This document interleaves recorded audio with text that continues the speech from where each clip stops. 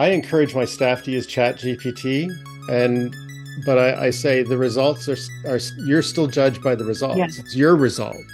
Like you can't say, "Oh, ChatGPT misled me." No, no, no, no, no. Right? You write a good email, and if it's not a good email, that's Yeah. because ChatGPT led you down a garden path. I think that's a points out a really significant difference between the way this plays out in a higher ed context and the way it plays out in a like workplace context.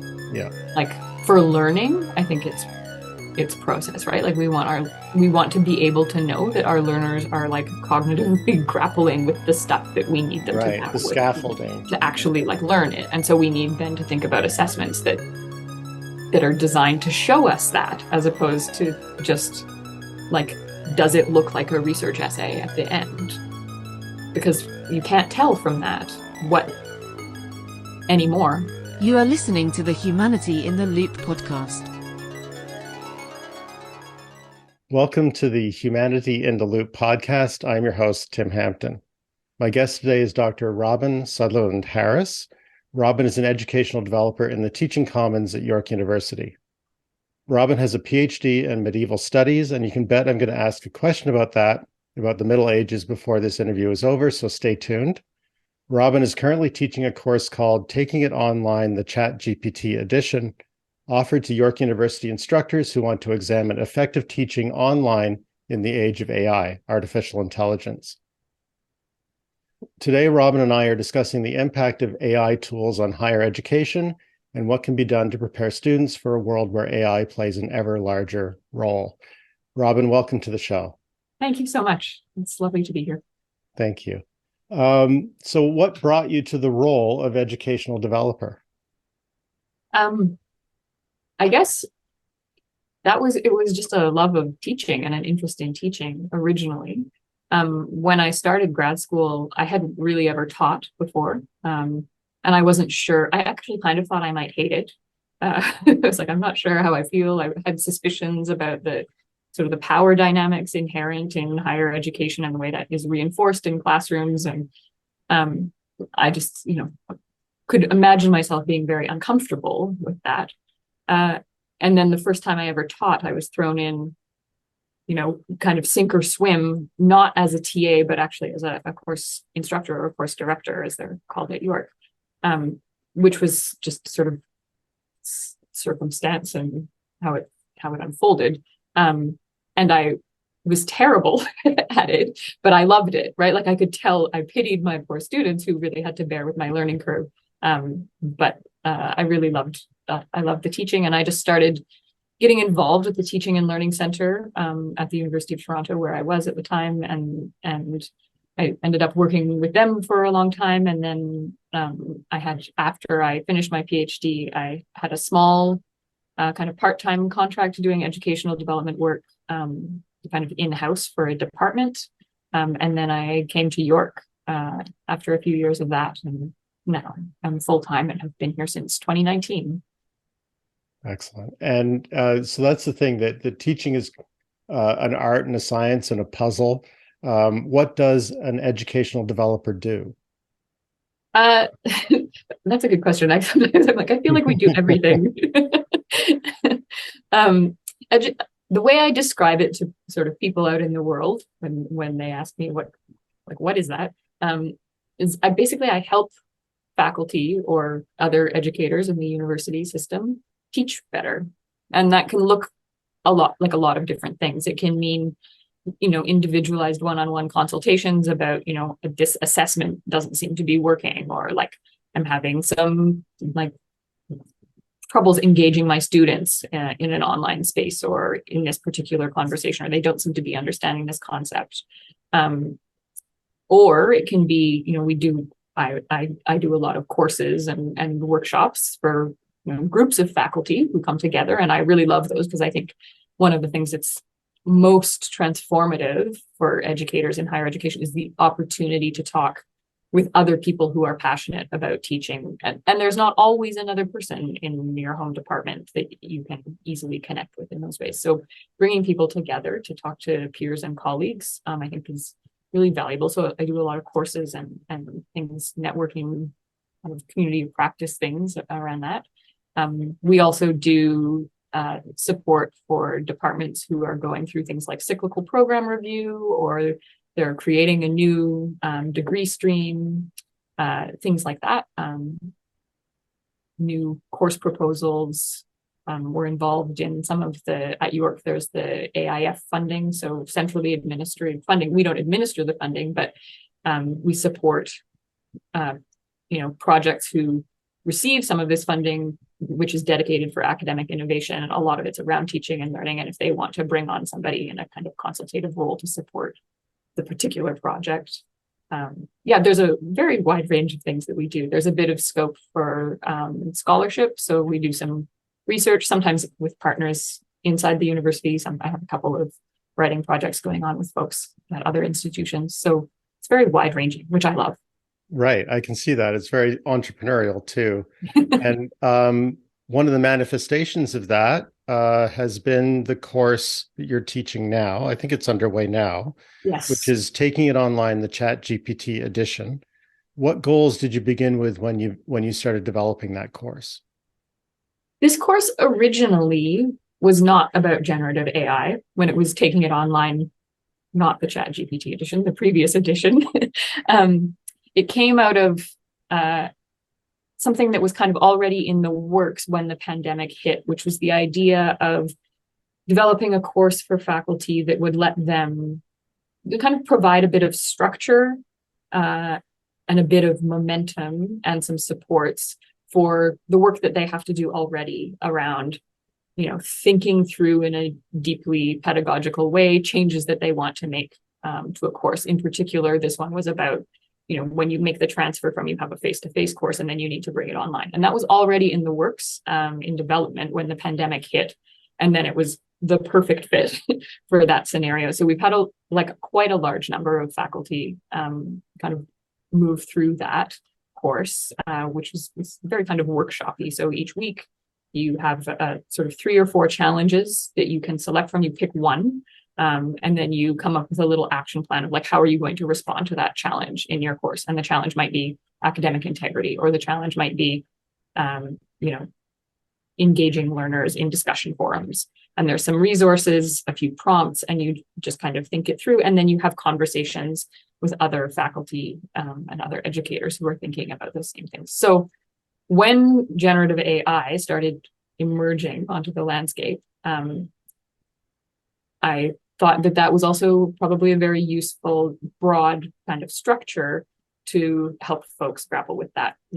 People who want to make some changes in response to this new technology that's out there. They're maybe already seeing hints and signs that their students are using it, but they don't really know how to think through approaching it, or what their priorities should be, or what the sort of opportunities might be, but what the challenges really are, all of these things. So it's, again, a way of, kind of giving folks some structure and a little bit of external motivation to, pick one thing, come up with a few ideas, plan to implement them, and talk to other people about what you're thinking about. They can give you feedback. I'm and my colleague Yellen Sue, who I'm co-facilitating it with, are in the forums and talking with people in synchronous sessions to see, give feedback and share thoughts as well. And then you can also see what everybody else is doing, whether it's in your discipline or in different contexts, which I think is a huge part of the value for people, is just how are other people thinking through this stuff? Yeah.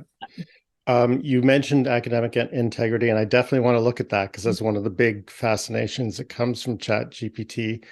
But I want to revisit how you prepared for this course. As you were examining what ChatGPT's impact would be, what were the surprises to you? I'm sure you went in with one vision, and as you prepare, you always sort of realize there's things you uncover. What surprised you in that process? I think the degree to which this seems to be maybe polarizing, at least in the sort of the media sphere, like what is out there on the internet right now, polarizing people's responses to the technology. Some people are very apprehensive and afraid and nervous about its implications. Some of that is around academic integrity. Some of it is just around, here come our robot overlords kind of apprehensions. Yep. And then there are also like a significant number of people who are just very interested in like what this means for productivity, for changes to the sort of the business working landscape, and some of the exciting potential implications for what this might look like in higher education. So there's definitely there are sort of two kind of camps, and I think really probably most people are a little bit in both fields, but those are just kind of two emerging narratives. And I'm glad that there is the sort of like excited, this is a wonderful opportunity kind of narrative emerging, as well as the more apprehensive one. I think it's good to have those two to balance off against each other. And then I guess, oh, sorry, go ahead. Oh, I was just going to react to the idea that you're saying we all kind of inhabit some of that polarity, but you'd never see that online. No. Everybody's either one or the other emphatically. Yeah. The internet. Yes, absolutely. Yeah. Sorry, I cut you off a little bit there. You were going to add something, or? Yeah, there was another, back to your original question about what surprised me. There was something else and now I'm trying to retrieve. What was that? Oh, maybe it will come back to me. It'll come back. No worries. You also mentioned that you saw this discussion or this exploration of ChatGPT's impact in the classroom as dovetailing very well with a course that was intended for online instructors or instructors who are online. What are the differences that you see between how ChatGPT is impacting classes that are online or hybrid or in person, or is it just a matter of degree? I think it's just a matter of degree. And I feel, yeah, in a way, maybe the in-person courses have a bit of an easy out right now, in that around the concerns around assessment and academic integrity, they have actually a physical classroom space where they can bring students in to be in a room where they also are present, and they can do that sort of in-person assessment more easily than a course that is designated as an online course. Do it in front of me, and that way I know you're not a robot. Yeah. And I mean, there are concerns around that too, in terms of like, we can't just roll back the clock and insist on, in order for an assessment to be reliable and, preserve academic integrity, we can't just, default to everything needs to be in person. Some people are saying things like, handwritten and so on, but that's like there are good reasons that we've gone with computers, and there are good reasons that some of the online assessment tools have been very advantageous. But I think one of the things that is kind of interesting to play with in the sort of generative AI landscape is when you're thinking about the types of things that something like ChatGPT does well, are those then the types of things you want to assess for in an in-person context if you have that ability? And then the things that it maybe doesn't do as well, you can move to an asynchronous or an online or an assignment, go off and work on this on your own, where students are going to do that, which is interesting because the things that ChatGPT, for example, does well are often the kind of lower level skills in the Bloom's taxonomy, if you want to use that one. So the remembering, the kind of basic understanding, those are the things right now, at least. I mean, it's evolving so quickly, but so that would then mean, maybe you're doing things like little knowledge check quizzes with your students at the beginning of your courses, which is interesting in light of what has happened during the pandemic, because I think the pandemic has encouraged people to put little knowledge check quizzes into the online space, right? And now we're like, oh, actually, maybe that's a kind of more fragile or kind of frangible structure than we originally thought it was. Mm-hmm. Are there any policies that you that faculty members can consider in the classroom or online, whether it's online or in person, but regarding AI, that the faculty member can impose as an understanding of what students can do? I think there's a whole range. So there's a lot of policy gray area right now, especially at institutions like York, where there hasn't been a sort of overarching statement of this is how the university expects generative AI to be used. A lot of institutions are still, leaving it up to what an individual instructor wants to do in their course. So yeah, there is a lot of room for like distinct policy between different instructors. So one of the things that's like, whatever your policy, it has to be absolutely crystal clear to your students, whether you're like, yes, absolutely, come, use the technology. We're going to be doing classroom examples with it. I'm going to be asking you to use it on your assignments. Like, we're really going to integrate it. Or your approach is, I have deep pedagogical and ethical reservations about this technology. I don't want you to be using it for these reasons. Both of which I think are completely valid. Mm-hmm. It needs to be laid out really clearly, because students moving from one course to another, or even within a single institution, are going to be hit by a different range of policies and are going to, make assumptions about what is and is not acceptable use of the technology in light of that. So that would be my number one thing, is like, whatever the policy, like, just really make it clear in a bunch of different contexts, put it on your syllabus, put it in your LMS site, talk about it with your students. But was there something in your question that I'm not getting at? No, that's perfect. And I think that I love the idea that it should be very explicit. One of the things that York did, which I actually kind of admire, is, and maybe the policy's changed since I read it, but the policy was, we still have academic integrity rules. Unless your faculty member explicitly says you're allowed to use AI tools, you can't.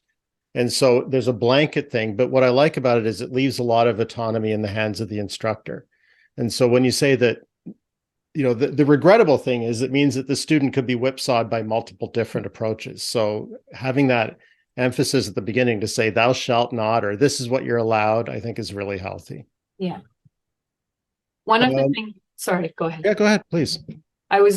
This might be a bit rambly. I was just going to say, one of the things that I've used in this course that's running right now is a framework that was kind of thrown out there by Maloney, Edward J. Maloney, I think is the first name, in an Inside Higher Ed article, which is about the 4 stages of AI. And basically he's suggesting that these are kind of the four stages or approaches that institutions and individuals in higher ed kind of are coming to a reckoning with AI with. The first one is regulate, then adapt, then integrate, then reimagine is the fourth one. Mm-hmm. And I think what I like about that framework is that none of those can be cast out altogether, right? Like, even if you don't plan on doing a lot of embracing of the technology, you don't necessarily think you're going to integrate it deeply into how you're teaching your students. Maybe it's not relevant. Maybe you're doing very, very hands-on, experiential stuff, or like lab-based learning where it just doesn't kind of crop up as much. The fact is that it's in the landscape. So you still have to think about the regulation, like what kind of policies are you going to have in place? What kind of guidelines, what sort of frameworks, how are you going to talk to your students about it? And then also the adaptation, like how are you going to adapt what you're doing along the lines of what we were talking about earlier? Like, are there maybe things that you used to do online that you're going to just kind of move into a face-to-face space, or vice versa, just in sort of recognition of the fact that the tech is out there? So, yeah. So let's talk a little bit about what the limitations and flaws are of ChatGPT. What are you seeing? What are you cautioning students about, or through instructors about the limitations of ChatGPT? Well, I think because it is designed to feel so much like interacting with it, like a human, with another human through a chat feature, that there is a risk of feeling like, even when you kind of know there's no intelligence, kind of like complex intelligence, the way that we think of it really living there, it still can kind of feel like there is. So I think you've had this conversation on one of your other podcasts, but the way it works is that it's the sort of now famous article about stochastic parrot, right? Like it's a way of randomly but probabilistically essentially generating likely text. So it sounds very reasonable and plausible and likely, and it's been coached and trained exhaustively on like very, very large data sets to come up with, what is kind of the most likely human sounding response to your question in a particular way. And that can really very, very much feel like there is an intelligence living in there that understands more than it actually can. It can really do amazing things, but it's not, it doesn't know things in a deep way, I think, the way that it can sometimes feel like it does. So that would be my number one caution is, and my number one kind of reason why faculty should take it seriously and talk about it with students is because students are using it, but they're under a misapprehension of that it has a more like truly authoritative kind of grounding in knowledge and intelligence than it does. That can lead students very astray. And I think it's important for them to know the limitations of it in just what its basic capacities are right now. So what's sauce for the goose is sauce for the gander. Do you have any advice for faculty members who are tempted to use ChatGPT in the preparation of course material? I think,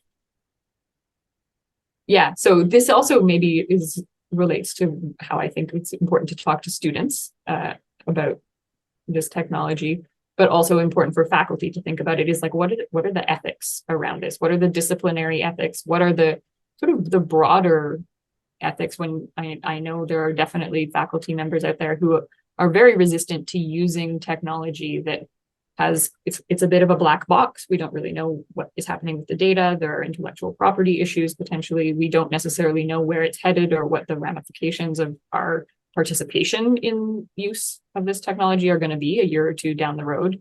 There's also the concerns around how the data that ChatGPT, for example, was trained on was cleaned, like tidied up and made palatable for our use so that it does feel like a pleasant encounter. So, the which involved very poorly paid, I believe it was Kenyan laborers who had to look at the sort of horrific things that it was generating based on its large data set of information and kind of prune them out. And that can be very traumatic and undervalued work on a global scale.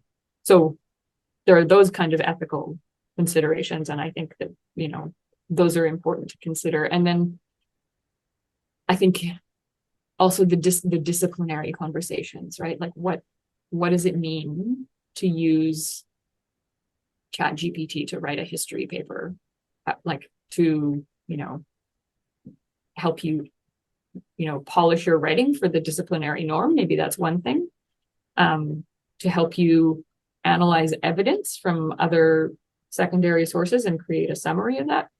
It's a little dodgier, right? And then getting into like interpretation of like historical primary evidentiary material, like, it gets sort of dicier and dicier depending on where you go. So I think that those are important considerations for faculty to think through. And I think one thing that I know faculty are using sort of from things that I've read online and from conversations I've been having with folks is ChatGPT to assist for grading purposes. And that's one where I feel deeply conflicted because on the one hand, when I'm grading student papers, I often have like a bank of comments that I've just like written out and I copy paste them in because a lot of the same issues occur over and over again. So using ChatGPT to do something like analogous to that, but maybe slightly, it does a little bit more of the heavy lifting of like drafting what the comments might be.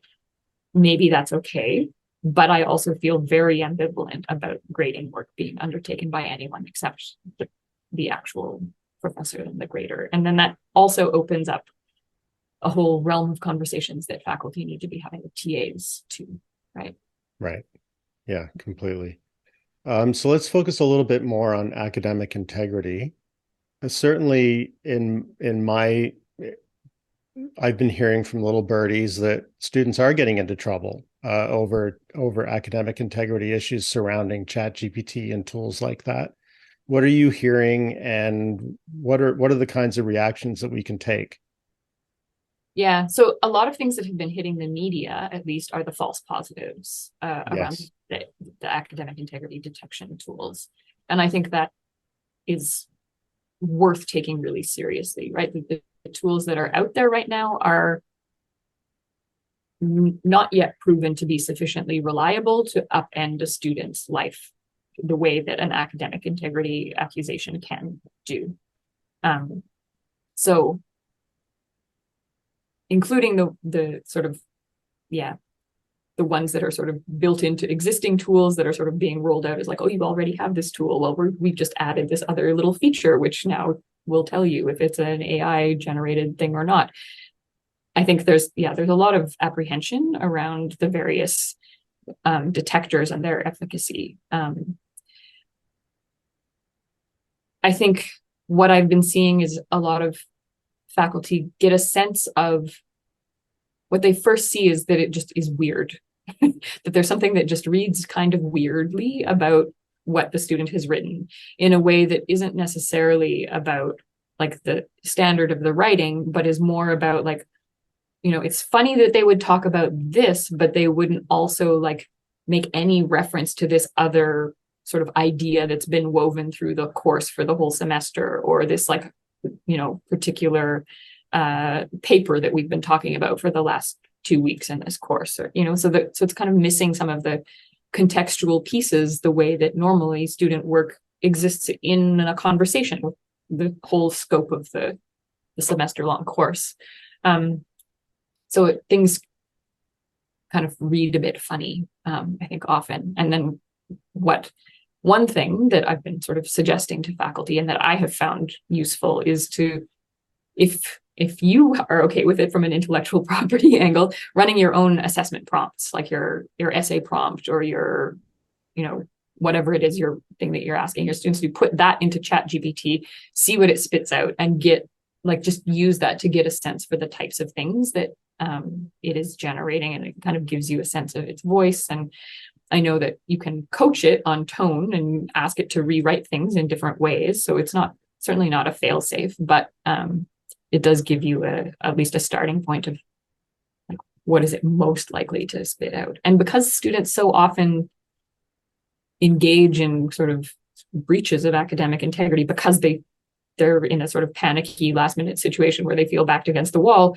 it's not that improbable that most of the ChatGPTs that you would see would be sort of like, help me just like generate this thing, and then they just take it and they don't necessarily do a ton of reworking of it, because they're it's 11:45 and they have to submit it by midnight or whatever.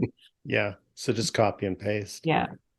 So there's a few themes in there, and I want to pick up on, you said that sometimes the output is funny or not really, it's tangential to what we're talking about or missing a piece. I want to get into that later because,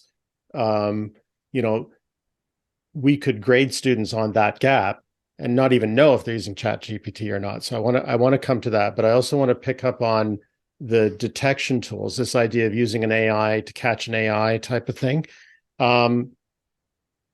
So ChatGPT and the like, it's a mimic, right? And they can do antagonistic things where you can have it keep trying to fool the other AI until the AI is like, I guess that's a human. I don't know. I mean, basically, it's the Turing test, right? Eventually the robot will fail, will not only pass it but be fooled by it. Yeah. So if we can't, so one thing is you sort of throw up your hands and say, okay, well, if I can't detect the use of AI, what do we teach instead? What do we expect of students instead?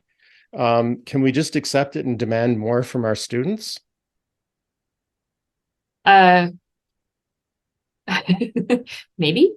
And what would that look like, right? That's Yeah. the tricky part, because Yeah.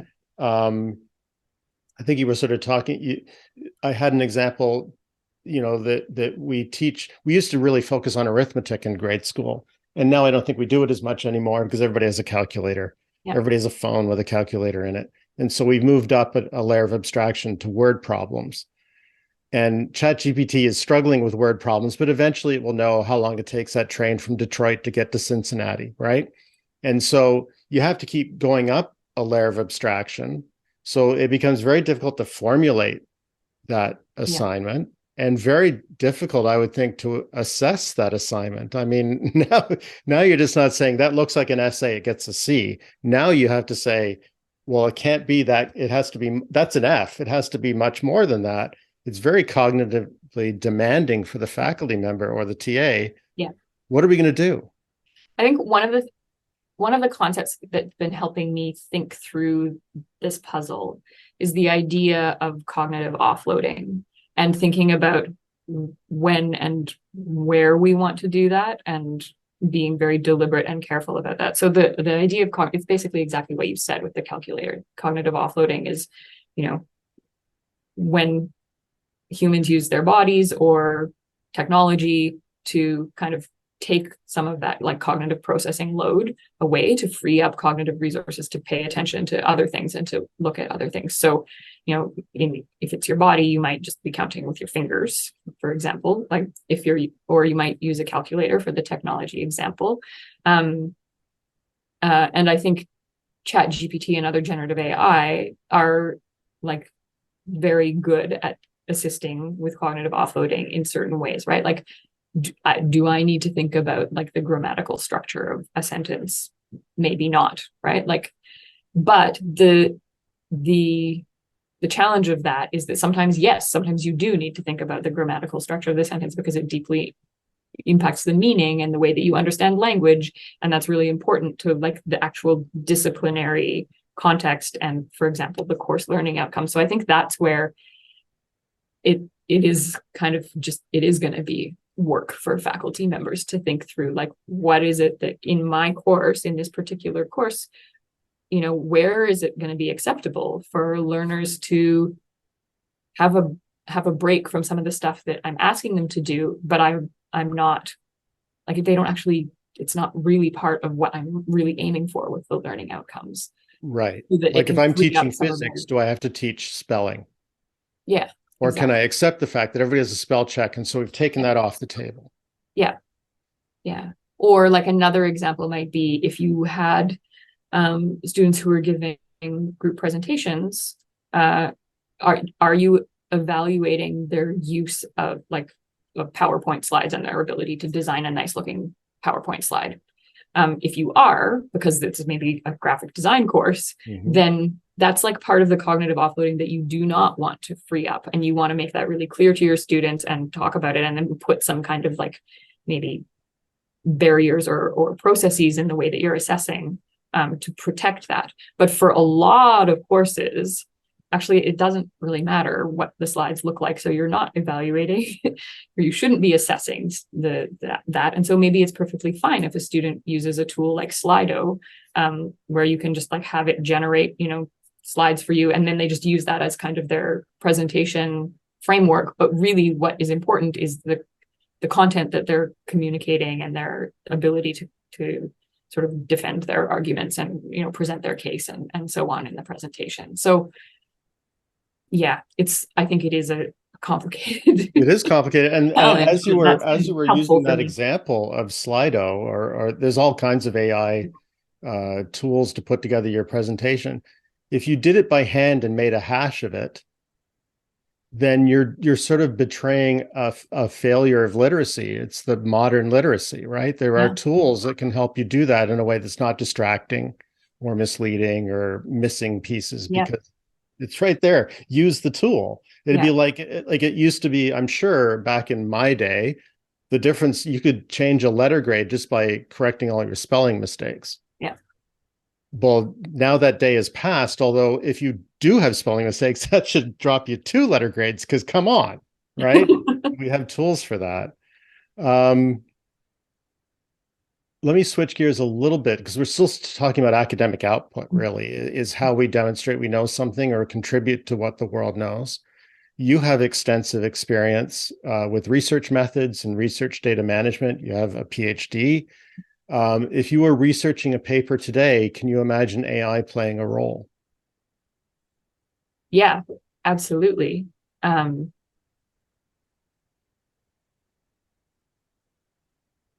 I think one of the things that I've been playing around with having AI do is just summarize my very messy notes for things. So, and it's fascinating to me how quickly, I mean, it's a pretty simple task to give an AI, but I did it with GPT 3.5, ChatGPT 3.5, and it did not a great version. That doesn't sound like me at all. Yeah. Well, it summarized my notes, but it kind of kept too much of the messiness. Like it was a bit too like it didn't really do the sort of like extraction and synthesis and that I was kind of hoping for. But GPT-4 did do it, and I was like, this is great. This is because now, you go into an archive and you take a bunch of semi-chaotic notes about the documents that you're looking at, for example, or you create a spreadsheet or whatever, and it's like a little bit chaotic, and you kind of ask the AI to, what are you seeing here? And I also have been talking with colleagues about various plugins and sort of tools that are emerging specifically around data analysis as well, where you can give it your spreadsheet and just say like generate some graphs of things that look interesting to you, and it might come up with stuff that you haven't even considered.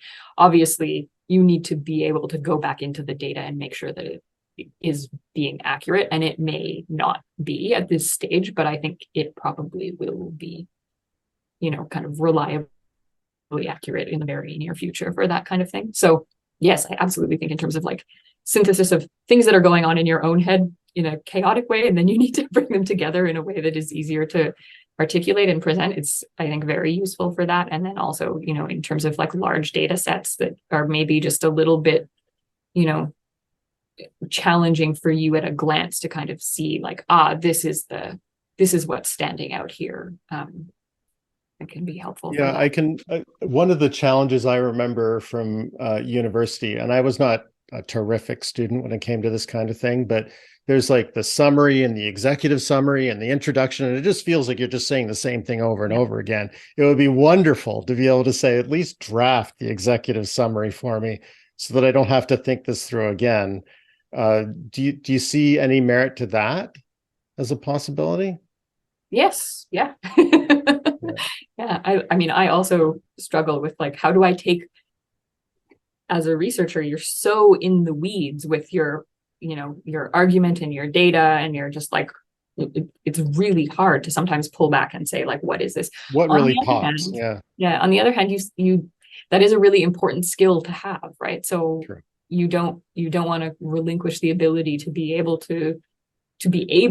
as a researcher to take a step back and like think broadly and articulate in a simple way what it is that your data is saying. So, but yeah, having the sort of like generate a draft, and then at least a draft.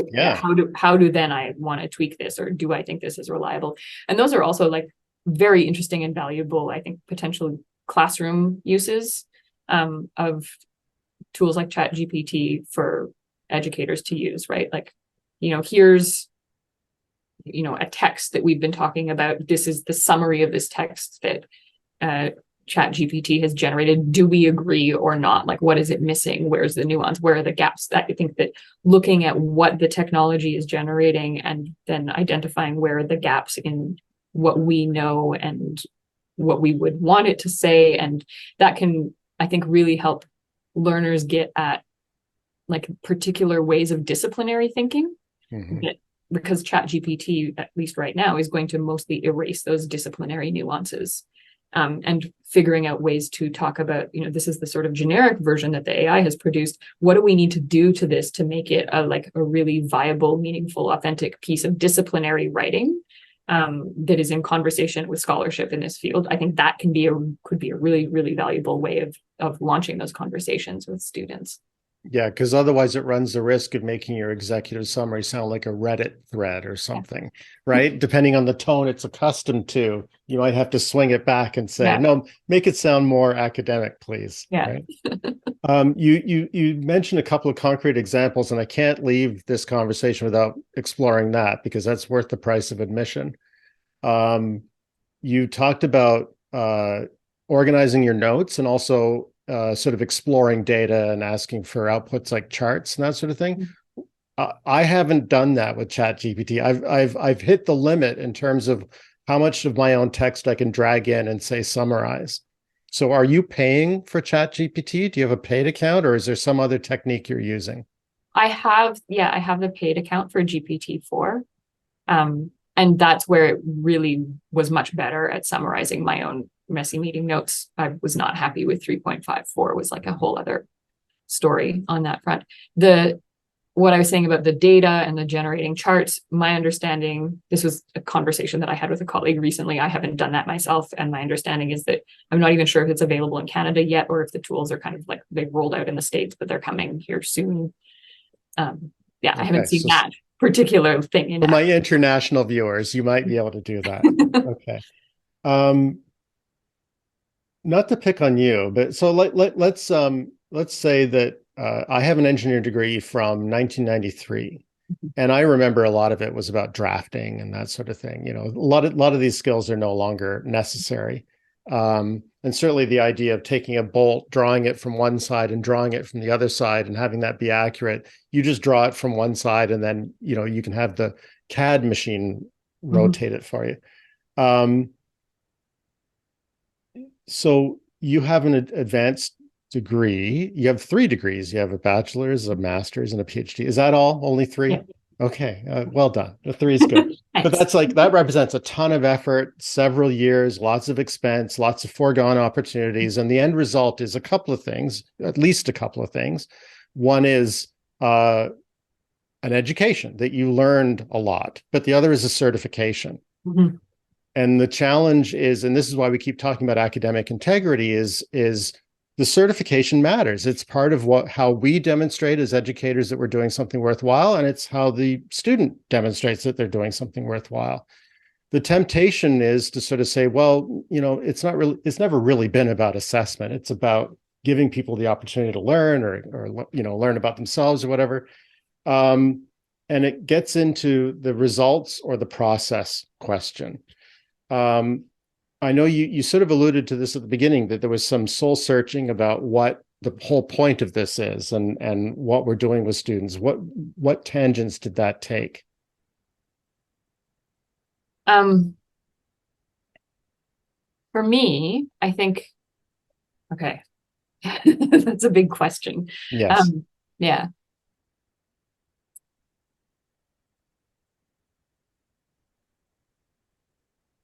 Oh, and I think I'm spinning my wheels in my head a little bit too much. Can you ask me that question? Like, just again, I think I've gone down a rabbit hole in my mind. Yeah. Okay. So,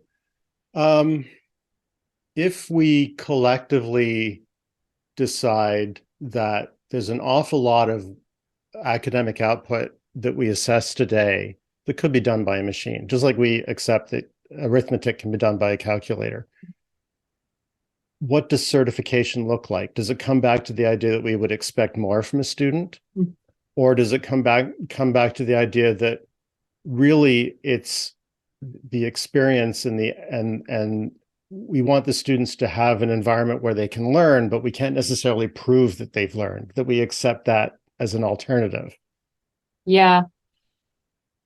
My hope, okay, this is, I think, why I fell down into the rabbit hole, but my hope is really that what cumulatively this whole generative AI in higher education landscape will evolve into is something where we move away from, for lack of a better word, like a sort of neoliberal model of higher education where, you know, it's sort of like the sort of diploma mill idea of, you know, like people are coming purely for the credential and we have these huge course sizes. Like that's a really, really challenging environment to try and manage and respond to generative AI. If you have a course that's 1,000 or 2,000 students, how do you do that? Whereas for faculty who have courses that are 30 students or fewer, 50 students or fewer, it's a much more manageable landscape, in terms of, you can actually like build those human connections and learn who your students are and connect with them and help figure out ways of engaging them and drawing them into the course content that are resonant for them, that will, whether or not it's like a course that they're taking because it's like a core part of their degree program or it's a breadth requirement, there's going to be something in the course that they're more excited about and that they will connect to. But all of these ways of, I think, responding to ChatGPT and other generative AI that emphasize, the human connections, which I think is what you're getting at with like the deeper learning. And also, I think, is the way of avoiding this kind of trap of it's just all about the credential and so on. They take more time and more resources, more labor, and a kind of a different institutional structure. But I think the alternative is a landscape in which you have bots teaching bots effectively, right? Like, you have faculty members who have no time, who have huge courses, who are necessarily reliant on, ChatGPT to help them do their grading or help them like draft their course outlines or figure out their lesson plan or put together their slideshow, like all of the things, in order just to manage the workload of the teaching landscape that they're in. And you have students who are disengaged to such a degree that they don't see any value in bringing their own voice and reflexivity into the learning process. So they're then completely happy to rely on something like ChatGPT to smooth their way through that. So I don't like the idea of saying just like we expect more now, because I think it still can disadvantage certain groups of students and some of the things that, some of those lower level things that aren't more are still sometimes the valuable parts, right? Like sometimes that initial creative brainstorming process, sometimes, you can do that in collaboration with a generative AI. Sometimes doing that whole process with the blank sheet of paper in front of you from scratch is really cognitively hard, but also cognitively valuable, and you want to protect that. So the asking, like just kind of getting okay with, well, now we're just like expecting everything to start at like, the sort of 60% is the baseline expectation, has the risk, I think, of undermining the value of those more preliminary stages. Like we still all have to learn to add, even though we walk around with calculators. Sure. Or it's still amazing to see somebody play guitar, even though we have 1 million MP3s in the world. Yeah. So another thread I wanted to pull on, and then we'll move on to my favorite question. Another thread to pull on is treating AI and ChatGPT and all these things as assistive technology. So, if I have cognitive impairment or physical impairment, or if the language of my university is my second language, it would be so nice to be able to sort of like, if you break your arm, you can't type very well. Wouldn't it be nice to be able to talk to it? And then obviously there's going to be spelling errors and grammatical errors, but if you could say, clean that up for me, just like we talked about with our own messy notes. Do you see any scope for that? And do you think that maybe it's, well, if you have those impairments, then we have, it's almost like an IEP, an individualized education plan, where some students are allowed to use these tools and others aren't? Where do you see that going as assistive technology? I think there is a great deal of potential for it as assistive technology for, learners who have various learning challenges, things like various processing challenges or like ADHD, other kinds of, I've encountered a bunch of them online. There's some good articles out there about, some of the potential for generative AI for those learners. So I think absolutely there is a potential, I think, for accommodations offices to start seeing it as sort of necessary assistive technology, and then for it to evolve into that kind of landscape where some students get to use it and other students don't. I would argue for the basic kind of groundwork of universal design for learning, where just make it something that everyone can use, right? Like if one of your students needs captions, just it can be helpful for all of your students to have captions on a video, regardless of whether or not it's because they, have some kind of disability, or if it's because they're like looking at the video while they're on the bus and they don't want to have the sound on, like that kind of thing. Oh, So, yeah, we live in a magical age because captioning is so awesome. Like it does have its flaws, it'll have errors, but if you're going through a 2-hour video and you're like, when did they mention that? You can actually search on the word. It's so much better. I really, you're right. That's a perfect example of something that, if you can't hear, that's great. But even if you can, there's so many advantages to having that assist. Yeah, absolutely. So yeah, I wouldn't want to see it as a kind of like 2-tiered system. That said, I know that even with the fact that there's, the free GPT 3.5, and then there's the paid GPT 4, which in my experience is already like significantly better, and that's going to continue to evolve. So the technology itself is already kind of starting to disappear behind paywalls of various kinds, which introduces a different kind of 2-tiered system in which, some of your students will have access to the sort of the free crappy AI, and then the other students who can afford the $20 a month for a subscription will have the good AI, and that will, give them this additional advantage. So I don't have a solution to that. It's just a really messy part of this landscape for sure, but something that I think faculty should be aware of and thoughtful about. So we talked about your journey into being, I think the term is instructional designer, education developer, excuse me. But we didn't talk about where your academic journey started or midway through it, and that you have a PhD in medieval studies. Your 2016 PhD thesis, this is me ChatGPTing trying to give a summary of your PhD, which I skimmed with great interest, I want to point out. It examines the increased use of written documentation and its impact on administration in a specific period and region of medieval England. Close? Yeah. What drew you to that topic? What made the Middle Ages of interest to you? I think, initially my attraction to the Middle Ages was, it's really the kind of the old story of you have a professor who's really kind of, who just vibes really well with your way of learning. And for me, that was Nancy Partner at McGill. And I took some courses with her and just found her whole approach to thinking about the Middle Ages really interesting. And it was also one of the first places where I saw in action a really intellectually, like deeply rigorous approach to studying history and thinking about medieval sources. And I just was so excited by that. So that was kind of how I initially started being interested in the Middle Ages.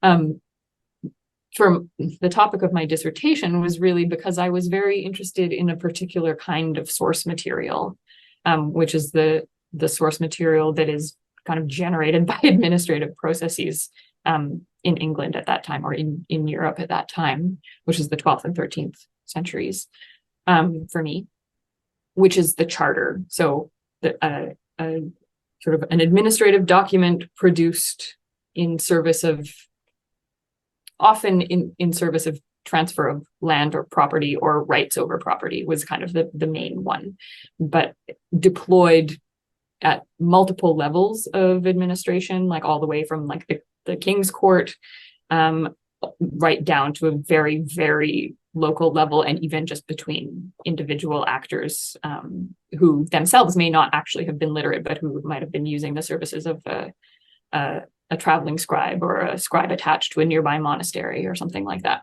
So that type of source material was very exciting and interesting to me, partly because of the way in which there's a lot of it, each individual source item is very small and short. They're often quite formulaic in relationship to one another, and like trying to gather sense out of that type of like a sort of like a, it's like a giant pile of pebbles that are mostly the same, but then once you start looking at them, you're like, oh, actually all the pink ones might go over here. They're slightly pink. And then you sort of start looking at them closely and you end up with like a spectrum like of a pebbles. puzzle. Yeah. So this question's a stretch, but I want to see if I can find a way to find a thread between medieval studies and ChatGPT. So science fiction author William Gibson is often quoted. I'm sure you've heard this quote from his 2003 remark: "The future is already here. It's just not very evenly distributed." So I'm wondering if, as you reflect on what you were discovering when you were looking at the Middle Ages and sort of the slow spread of literacy, and we are now seeing this sudden explosion of AI tools, is there any parallels, any lessons we can take from the Middle Ages in terms of how to respond today? One of the kind of concepts that I think is really useful for me in thinking about literacy in the Middle Ages, particularly the kind of literacy that pertains to the kind of context and the type of documents that I was talking about, which is literacy very much in service of administrative processes, and captured in documents, that are very pragmatically oriented to particular ends, and not always by people who themselves are literate, is this idea of pragmatic literacy. So this was kind of like a very useful idea for me with my dissertation research, but also I think is very interesting to think about in terms of the literacy that we're kind of all experiencing and the ways that we're all gaining or not gaining literacy in this kind of new generative AI landscape. So literacy in the modern context being more about like facilitative use of the technology of generative AI. And the idea of pragmatic literacy being each individual actor, or sometimes it kind of operated at an institutional level, but each person masters the technology, whether it's the technology of the charter or the technology of ChatGPT, to whatever degree is pragmatically necessary for them to fulfill their needs within the system in which they're operating. So I think that leads to a very kind of like patchy sort of literacy in terms of, if you're looking for like perfect fluency, you're not going to get it. But if you're looking for a system that operates like broadly societally in a way that is sufficiently literate to let the people within it get what they need out of it, we are there. And I think that is definitely how people are responding right now. And is that a hopeful sign then, that if we survive the Middle Ages, then we'll survive the AI ages? Yeah, sure. I'm gonna end on a hopeful note. Yeah, sure. All right. Well, thank you so much, Robin. This has been terrific. Yeah, thank you so much. My guest today was Dr. Robin Sutherland Harris. To continue this conversation, she can be reached at robinsh@atyorku.ca. My name is Tim Hampton, and you can reach me at tim@humanityintheloop.com. Thanks for listening to the Humanity in the Loop podcast. The opinions expressed by the host and guests of this podcast are their own and do not reflect those of their employer or any other affiliation. Humanity is not automatic.